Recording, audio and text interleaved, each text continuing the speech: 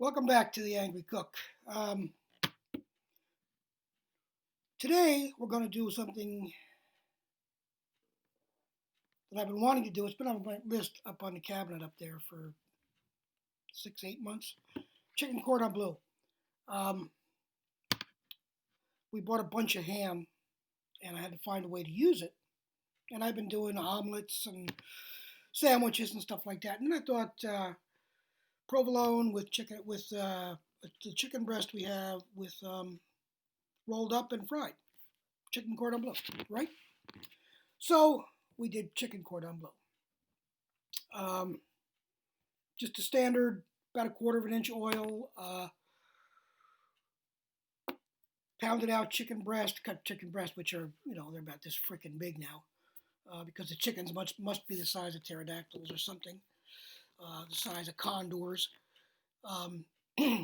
Cut in half and still makes a ton. You could probably feed 4 with that nicely, comfortably. But we pounded it out, put some ham, a couple of pieces of ham, a couple of pieces of provolone on it, rolled it up, flour, egg. Jade was happy about that. Breadcrumbs, panko actually. And then fried them off for 15, 16 minutes, just turning every 3 or 4 minutes, and brown nicely. So you'll see that in a couple of minutes. And we did some garlic rice, which is Tara's idea, and some green beans. And it was really good. The only difference is that I would do, if I were you, would be to season the breast before you put the stuff on. There wasn't enough seasoning on it for me. That's me. Try it that way first and then see if you agree. If you do, just salt and pepper or salt and lemon pepper. Montreal steak seasoning would probably be pretty good too, actually. But anyway, let's get on with the show. Thanks for stopping by. Where's the button? As you can see, I've sliced a chicken breast in half lengthwise. I think I've pontificated about this before, but have you noticed that the chicken breasts they have in the grocery stores lately are like pterodactyl size? It's really kind of ridiculous, actually. But that's the way they are. So actually, one breast serves 2 right now. So that kind of works. So we're going to place. Where the hell's the cutter? There it is.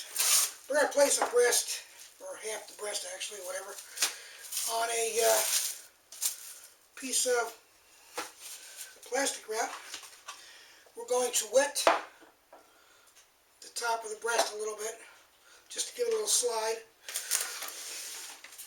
and put another piece of plastic wrap on top, and we're just pretty much going to beat the shit out of it and make it very thin, 1/4 of an inch or so.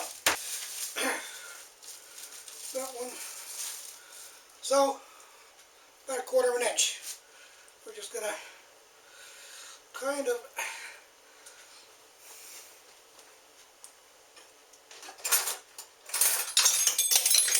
trim some things here while we got it out here. A little bloodline or something, I don't know what that is. I'm not a butcher. And I think we're pretty good. So, next step, we're going to roll it with the ham and cheese inside it. We're going to use sharp provolone. You can use gouda. You can use any good melting cheese. I happen to like sharp provolone, so does Ann, and it's what I got. So that's what I'm using. So we'll see in a minute. Okay, so we have our seasoned flour, salt and pepper, about a teaspoon, about half a teaspoon, a bunch of turns, about half a cup of flour, a couple eggs, about half a cup or so of breadcrumbs. I keep more on hand in case I need it. There are 2 breasts. Get a little excess there. We're going to put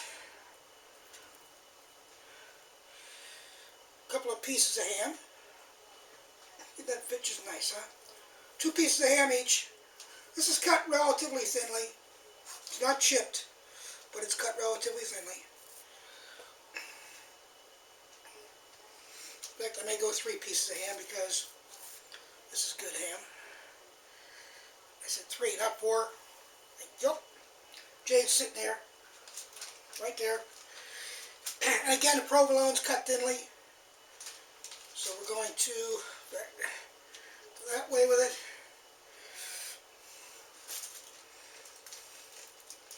I think 4 pieces each. Again, it depends upon how thick it is as to how much you put on. So that's pretty much your judgment call. How much you like the cheese too. And the sun came out the first time today.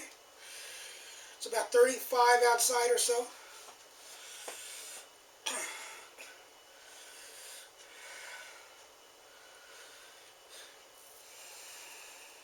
Tomorrow's dinner, which should be Wednesday's video, is going to be cheddar cheese and broccoli soup, kind of Panera style. Look for that on Wednesday, I hope. The creek don't rise. Okay, so we've got this. We're going to roll thick end first.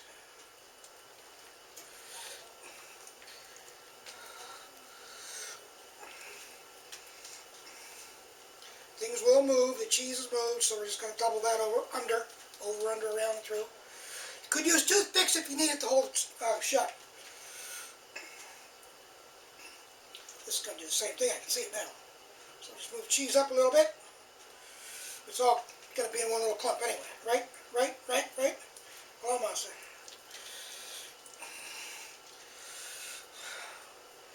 And voila!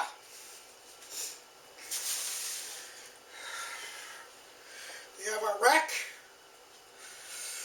and roll.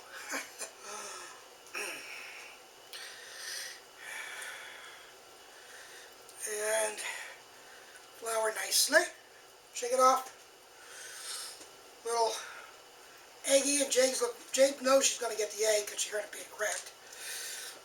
And we're going to roll her in here. And bread it up nicely.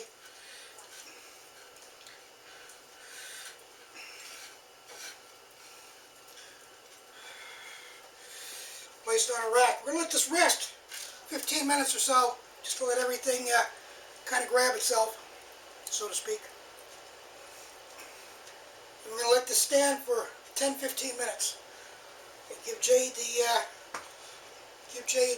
eggs and wash her hands up, put things away. And we're going to be frying it in some oil soon. So we'll see you in a little bit.